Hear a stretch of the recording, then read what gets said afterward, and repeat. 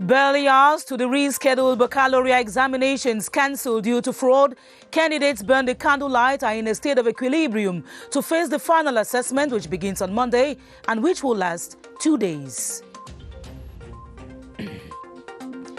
The Feast of the Sacrifice goes into the annals of history, but the most symbolic aspect of the celebration, the ram, still floods markets. Traders blame the poor sales on the restrictions imposed by the coronavirus. 2 years into the effective functioning of the Kribi Port Authority, the management of the structure scores excellence in an evaluation made by officials of the Ministry of Finance in its mission to promote economic development. Those were our top stories. Good evening and thanks for joining us on the 7:30 News.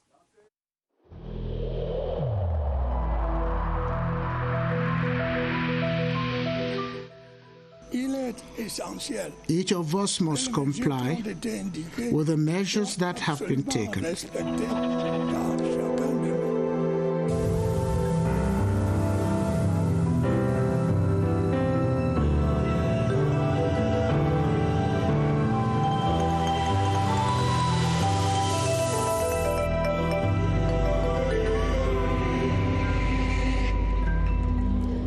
The written phase of the suspended papers of the baccalaureate examination that was jeopardized begins tomorrow, and candidates nationwide are for the greater part ready for the final assessments. For 2 days, examiners will see the candidates take the 3 subjects, which include physique, sciences de la vie et de la terre, and chimie. Gilbert Ongenu reports that although some aspirants regret the repeat of the exams, they are poised for success. He was at the Government Bilingual High School ESOS Yaoundé. Government Bilingual High School ESOS would host 816 candidates who are to retake the 3 subjects this Monday and Tuesday. School officials here are upbeat that having left nothing to chance at the level of preparations, all will unfold as planned. The members of the Secretariat, the invigilators have been mobilized to ensure that tomorrow morning by 6:30 we shall be expecting the various students concerned. These candidates we met on campus are ready to confront the hurdle once again. I'm not afraid because I think that it is a great opportunity and I am ready. I'm sure that I can compose this examination. It's a problem for me because I learned the things that I don't know before. It is for me very important the ministry is take the right decision. After checking on her timetable and sitting position at school, 17-year-old Otoke can now quietly carry out final preparations at home with the hope that after the RESIT, she makes it in flying colors at the 2020 session of the baccalaureate. Over 54,000 candidates will take part in the RESIT in all examination centers throughout the country. After the announced cancellation of the papers by Secondary Education Minister Professor Nalova Lyonga due to proof of fraud, the students immediately went burning the candlelights. Yves Loic Esomba is one of the candidates whose last-minute preparation and portrait is now presented by Gerard Nanji Eyambe. This is Esomba Yves Loic. He is a Terminal C baccalaureate student of St. Benedict College, Yaoundé. He will be among the over 54,000 candidates to recite the physique, sciences de la vie et de la terre, and chimie subjects come Monday the 3rd. Not even sound from the video game can distract him. He is preparing as though it was a normal session. I'm concentrated. I'm going to take the exam again. I'm prepared since the beginning of the academic year. He is upbeat and poised to face the examination once again with the same zeal. It will be the same because it's again an exam. I'm preparing like any other students. I'm sure I'll make it in the exam. Encouraged by his mother and other family members, Yves Loic is looking forward to making it in flying colors. Government needs a high level of examination credibility to recreate the moral fiber of the society and to meet national education goals. However, cheating and examination leakages highly discredit an exam, and the consequence is the indirect promotion of academic mediocrity. So how does government measure examination integrity? Beatrice Lawsamba has been finding out. The one thing to avoid for an education system that wants high level of credibility is exam leakages. The other is cheating. And this because the one or the other makes it hard to meet national education goals, which center around training young people who are prepared to meet the country's social and economic needs. By setting exams, a country wants to know how well its students are learning, their strengths and weaknesses, and in particular, students' knowledge and skills, which will guide them to the right career and academic tracks. Cheating and leakages cast a shadow over these exams and consequently makes it hard to reach the national education goals. To avoid compromising an exam, experts suggest school principals are held accountable, examination material is secured, and that marking is centralized, without which there is no chance of achieving the goal. The preparation of the 2020-2021 school year in the Northwest region has begun, with education officials warning against the notorious absenteeism of teachers. This was during a meeting chaired by the divisional officer for Nkambe, Lawrence Chengunda, who reassured that the salaries of oblivious instructors will simply be suspended. Jolenta Rose Afangwe tells us more. The Nkambe subdivision is divided into several villages, some boiling with activities of separatist fighters, which has rendered meaningful education challenging. But the divisional officer for the subdivision says it's now time for teachers to defeat their fears or see their salaries suspended, a scenario which can be avoided if the teachers contribute in the self-defense mechanism which has been put in place with the assistance of vigilante groups to fight against the separatist militia. All the traditional authorities have mobilized and they are solidly behind the divisional officer, craving for an effective school resumption in that zone. Nkambe subdivision is one among the 5 subdivisions of Ndonga Mangtung division where separatist fighters' school boycott agenda has stifled education. Still on this coming school year in the Southwest region, education authorities will be laying emphasis on addressing the security threats and the spread of the coronavirus in the school milieu. During a meeting coordinated by the regional delegate for secondary education, Dr. Hannah Etondemboa, an evaluation of the written phase of the final year examination was made. Bridget Ndep Asambiwan has the details from Boya. The regional coordination meeting of secondary education officials for the Southwest focused on 2 key issues: the written phase of the 2020 session of examinations and the roadmap for the 2020-2021 school year. Our region, we don't only have the socio-political crisis, we don't only have insecurity plaguing our school campuses, we also have COVID-19. In line with the 2020-2021 school year, Southwest regional delegate reiterated hierarchies, instructions. Principals should work with our collaborators. They should work with all our educational stakeholders, the quarter heads, the chiefs, the elites, because when we work together, we stay together. To successfully have COVID-19 free examinations, participants will echo the need to respect barrier measures by disinfecting the examination halls at least twice a week, equip schools' sick bay, and the respect of social distancing in a bid to encourage school clubs. The regional delegate handed over prizes to schools that excelled during the last academic year. To crown it all, the 6th divisional delegate of secondary education received 2 computers each, printers, and other gadgets of ICTs provided by the Minister of Secondary Education to ease their work come the 2020-2021 academic year. In higher education, the International Relations Institute of Cameroon, IRIC, has graduated 28 diplomatic interns and protocol trainees. The graduation ceremony was chaired by the Minister Delegate to the Minister of External Relations in charge of relations with the Islamic world, Adam Galgum. Charles Ebune was there, now reports for the 7:30 News. 28 they are for the 48th batch of diplomatic interns and protocol trainees from the International Relations Institute of Cameroon, graduating to the tune of the choir of the school.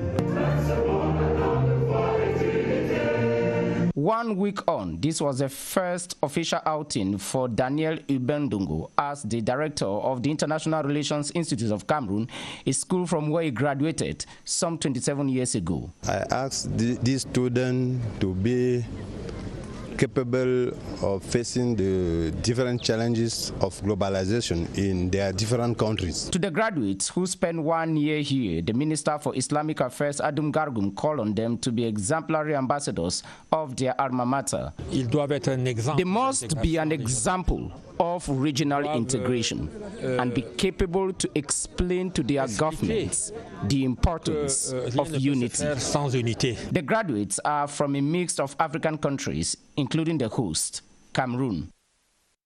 Elsewhere, some 400 youth in Kribi in the South region have received and, of course, attestations from the African Institute of Computer Science. At the end of the training carried out in collaboration with the St. Joseph Diocese in Kribi, the graduates were urged to apply the knowledge acquired on information and communication technologies in job creation. Polycarp Ati tells us more. It was a historic day for the 448 youths in the Ocean Division who have received their diplomas in computer sciences from African Institute of Computer Sciences, known by its French language as IE Cameroon, in partnership with the St. Joseph Diocese Kribi. The resident representative of IE Cameroon, Ahmad Claude Abanda, cautioned the graduates to be role model in the domain of information and communication technology, a message applauded by His Lordship Damas Zinga Atangana, Bishop of the Kribi Diocese. It was equally an occasion to present the Kribi Information and Communication Technology Training Center. I would like to thank Mrs. Chantal Biya because his action is very important for women, youths and children. The 448 graduates, 4th edition of IE in partnership with the St. Joseph Diocese Kribi, with the presence of ICT Training Center, are now armed with their diplomas to face the challenges of information and communication technology world. A doctoral thesis on business law, the rules of jurisdictional conflict and conflict of laws, has been defended by Alain Martial Mbilongo in the University of Yaoundé-Toussoua. In the dissertation titled In Search of Efficiency in OHADA International Collective Procedures, the candidate proposed solutions for the survival of debtors within an economic community. Gerard Nanjie-Yambe has the details. International bankruptcy cases are no longer a mere academic hypothesis. This is the focus of Mbilongo Alain Martial's PhD thesis in business law. The law will permit international investors to identify competent jurisdiction in case of any problem, and the law sanctioning the act. We ask law practitioners to grab the new reforms and to put in practice. The title of the work is In Search of Efficiency in OHADA International Collective Procedures. It examines the shortcomings of the proceedings, shortcomings related to the conceptual complexity of the criteria of international jurisdiction, to the insufficiency of the proposed solutions created by the economic communities. The candidate has chosen a daring topic on enterprises in difficulties in the OHADA zone. There's necessity for the institution of a good rule of law that will enable judicial security. The laureate had an excellent mark, qualifying him as a Doctor of Philosophy, PhD. As announced in one of our top stories, 2 years into the effective functioning of the Kribi Port Authority, the management of the structure is being hailed for the successes recorded. The appraisal was made by a delegation of top officials of the Ministry of Finance charged with assessing the running of the enterprise. Cyril Nwazaki reports that a visit was also made to the technical department of the port at Mboro. Of public and para-public enterprises is one of the responsibilities of the Ministry of Finance. A delegation from this ministry was in a working visit at the Kribi Port Authority for an appraisal of how the structure functions. We need to accompany the port in his activities. The Director General of the Kribi Port Authority told the MINFI delegation what the Port Authority does on a daily basis to stand tall and equally outlined the difficulties. He went forth to call on the ministry's help in the financing of projects underway by the port. The head of the delegation was satisfied with what the management of the port is doing and assured them of the ministry's total support. We have come in order to coach them, in order to accompany them. So that is why we are here with our team of the Ministry of Finance. These activities are increasing and we appreciate them. The delegation also visited the Mboro site to see for themselves how things function. The feast of the sacrifice observed by Muslim faithful to honor Ibrahim's obedience to Allah has come and gone, but the ram, which is the most symbolic component of the feast, is yet to leave markets. At the retail market in Yaoundé, traders can still be found struggling to give their stock away at cheap prices. The situation has been blamed on the COVID-19 pandemic and the restrictive measures that come with it. Romeo Kenny has more. In different sizes, these are the leftovers at the Witem Sheep Market in Yaoundé. Business did not blossom this year. Even with the drastic reduction of prices, vendors lament. We sold about 70% of sheep we had in stock. This percentage is below standard compared to last year when there was no coronavirus. The closure of boundaries had a very negative impact on our sales. The feast of Tabaski has come and gone, but a few persons still purchase their ram in order to catch up with Friday's Muslim sacrifice celebration. The prices of sheep fluctuated between 40,000 francs to 200,000 francs. This was not good for me because I have sheep I fed for over a year. Now that there is no other feast, we are forced to sell the rest to the slaughterhouse. With lots of costs incurred in the just ended feast of the sacrifice, sheep sellers and Muslim faithful hope the situation will be better next year. The Feast of the Sacrifice, or Tabaski, is the last of the 2 Islamic holidays celebrated worldwide each year. Its observances include Eid prayers, animal sacrifice, charity, festive meals, and gift giving. Spiritually, it is a clear message of devotion, kindness, and equality appreciated by Allah. Alice Bay tells us more on its significance. After the one-month prayer session that led to the celebration of the Feast of Ramadan on Friday, some Muslim faithful say the prayers have been beneficial to them. I have been inculcated with virtues of serenity and faith within this period. The only problem we faced was the fight against the COVID-19 pandemic that interrupted the normal prayers and feasting. The faithful have expressed willingness to continue with the new habits. We respect the 5-time daily prayers. We are obliged to keep our faith. It is an obligation for a practicing Muslim. Following the 12 months of the Muslim calendar, this year's celebration was particular with the respect of barrier measures instituted by the government to stem the spread of the dreadful COVID-19 pandemic.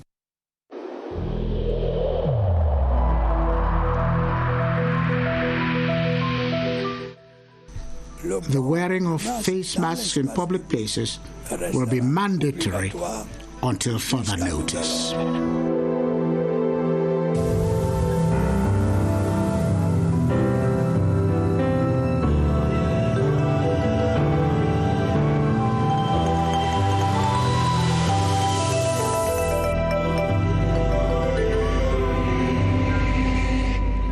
Mental health specialists are now working on a strategy that can allay fear, panic and distress among COVID-19 patients in Cameroon. They also target persons who have lost their loved ones to the contagious virus by providing psychological counseling. Baldwin Samar is at the Public Health Emergency Operations Center and now updates us on how this approach works. Hello, Baldwin.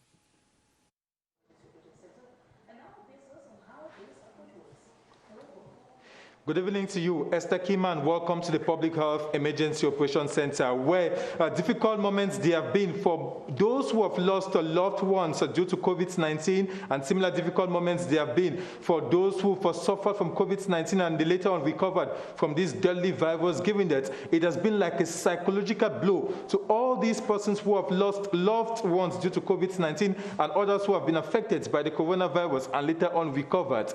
And that is why the Ministry of Public Health, via this Public Health Emergency Operations Center where we find ourselves this evening, they are looking forward to making available a new toll-free number. This toll-free number that will be made available in the days ahead is going to make available solutions and answers to many preoccupations and worries by those who have suffered from the deadly effects of COVID-19, given that psychologically speaking, they have to get back on track psychologically, and they will make available some psychiatrists or equally psychologists who will be talking to these victims of COVID-19, either using this toll-free number or those who will be posted in the different government hospitals in the 10 different regions of the country. And that's why they're equally encouraging these victims of COVID-19 while waiting for this toll-free number to be made available to visit the different government hospitals, and they'll get the needed answers from these different specialists. We are talking about psychologists and psychiatrists equally, and they use the opportunity to remind Cameroonians that they must continue respecting the different outline measures by the government to limit the spread of the coronavirus in the country, especially that measure which has to do with the wearing of a face mask in any public gathering, and you should not hesitate to report any suspected case of an individual with any symptom or any signs as far as COVID-19 is concerned, because by so doing you contribute your own quota in limiting the spread of this deadly virus. So the take-home message from here this evening is that there is going to be a toll-free number that will be made available in the days ahead for victims of COVID-19 that is going to rebuild them, psychologically speaking, by the different psychiatrists and psychologists made available by the Ministry of Public Health. Back to you, Esther Kima. Baldwin Summer for updating us on the need to accompany families affected by the coronavirus psychologically, and we all are waiting for that toll-free number to be made available. In other news, custodians of the Sawa tradition in the Littoral region have been schooled on their role in accelerating the decentralization process. At the seminar organized by the Association of Traditional Rulers from Sawa villages of Wuri, they were encouraged to design people development-oriented projects that can change their communities. Rosalind Fosa has the details.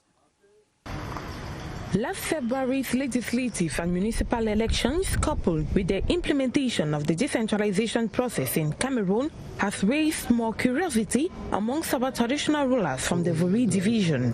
They, who are most of the time solicited just to attend joyful or sorrowful events, say the time has come for their role in the decentralization process to be fully executed. And this cannot be done if they do not master the laws surrounding the system. This Douala come together, organized by the Association of Sawa Traditional Rulers in the Vuri, was thus to enable them know their power and limits while carrying out their duties. Since the past year, we are not working very closely. We expect the mayor and the chief to come together to see what they can do. For that, we have to go through the law to see if the law is organizing this relation as both parties are expecting. The seminar, which seeks for better collaboration between the traditional rulers and local authorities, was an occasion for the city mayor, Roger Mbassa-Dine, to reaffirm his will to work in collaboration with the traditional rulers. It is in this light that the council head solicited the ideas of the chiefs in matters of security, hygiene and sanitation, as well as flooding, which to characterize the city of Douala. The National Gendarmerie Road Safety Task Force has been able to reduce road accidents to 40%, and about 30% of deaths have been averted. This is thanks to the Monitor, Control and Punish third-generation road safety campaign, which the team took this weekend to the National Road No. 2 between Yaoundé and Bamayo. Kilian Dandifon has the details. Profession, social standing and influence peddling does not work with the National Gendarmerie Road Safety Task Force. That is how this priest and soldier, like all others, were reprimanded for disrespecting the highway code Saturday on the Yaoundé-Mbalmayo-Ibolova National Road No. 2. Today we have registered common offences such as disrespect of speed limits, non-use of safety belts, and we punish them because these offences are responsible for most accidents on the highways. It is not only about the disrespect of the highway code, it is also about the systematic search of vehicles for dangerous objects and the respect of government's anti-COVID-19 measures. Reinforcing the law is an obsession of the National Gendarmerie. The member of the National Assembly for the Cameroon National Salvation Front for the Amari Center, Honorable Salman Ahmad Wali, is working towards the provision of potable water in Marwa.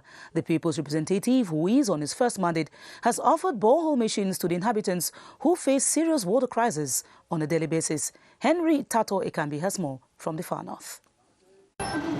Honorable Salmana Amadou Ali makes his triumphal entry into Marua amidst a gigantic crowd.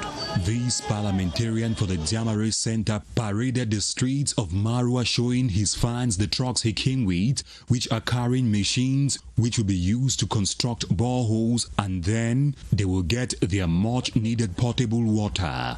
Salmana, who is now a household name in Marua, holds the water project is a promise made and a promise kept.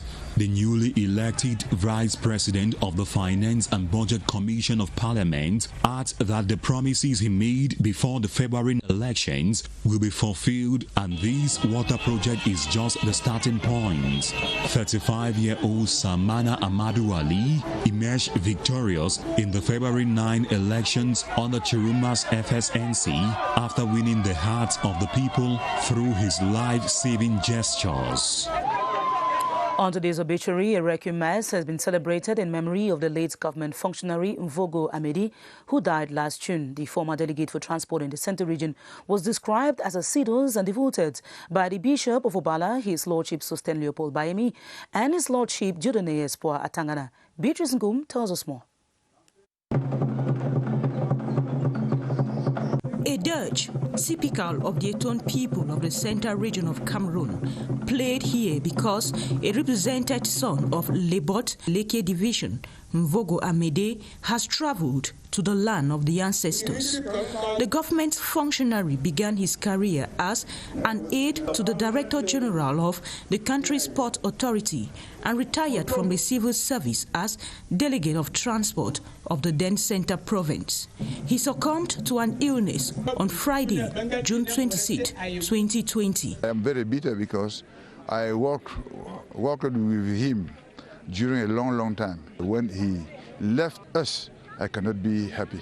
The Requiem Mass in honor of the departed man was co-celebrated by the Bishop of Obala, His Grace Sosten Leopold Bayemi, and Bishop Dieudonné Espoir Atangana of Nkongsamba, both of whom called on the family of the deceased to trust in God at all times. The funeral of Mvogo Amede, who died at the age of 65, was attended by some government officials. Similarly, judicial honors have been paid to the late president of the Court of Appeal of Marua, Justice George Ngang Foncham. The superscale magistrate who died in May was paid homage by his colleagues at the Court of Appeal of Bamenda before his burial in his native Balinyonga. Karin Tosam reports on the funeral. They bid farewell to a man whom they say prided himself with endeavoring to uphold the ethics of his noble profession. He crisscrossed the country, and in each stop, he was regarded as a square peg in a square hole. I worked with Justice Gang in the Ministry of Justice. We again met in Bamenda and worked together with him as president of the High Court. He was a wonderful magistrate. The 62-year-old who died on May 7 has left wounds in the hearts of many, but they hope to carry on with his legacy. Daddy has been part of my life for like 16 and a half years. He's been my mom and my dad since I lost my mom and my brother since 2003. So he was just such an amazing parent. We knew him as a man who was a joker and a serious man at the same time. After his degree in law from the University of Yaoundé, Justice Ngang George Foncham enrolled in the School of Administration and Magistracy, ENAM, in 1986. He then served in various capacities in the Northwest and Southwest regions before his appointment in 2017 as Chief Justice of the Court of Appeal in Marua, where he served until his demise. And that ends this edition of the 7:30 News, in which you heard that barely hours to the rescheduled baccalaureate examinations cancelled due to fraud. Candidates are ready for the exams that begin tomorrow. More news comes up at 8:30 p.m. with Atta Badinoma. Next weekend, you'll be in the company of Gladys Tata. I'll be back some other time, God willing. Thanks for watching and stay protected from the coronavirus. Good night.